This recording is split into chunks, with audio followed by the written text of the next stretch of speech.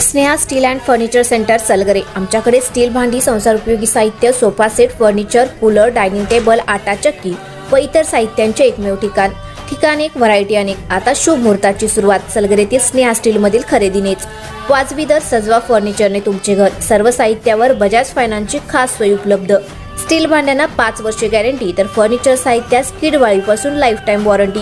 खात्रीशीर खरेदीसाठी मिरज पूर्व भागातील एकमेव ठिकाण Sneha steel and furniture centre Salgare.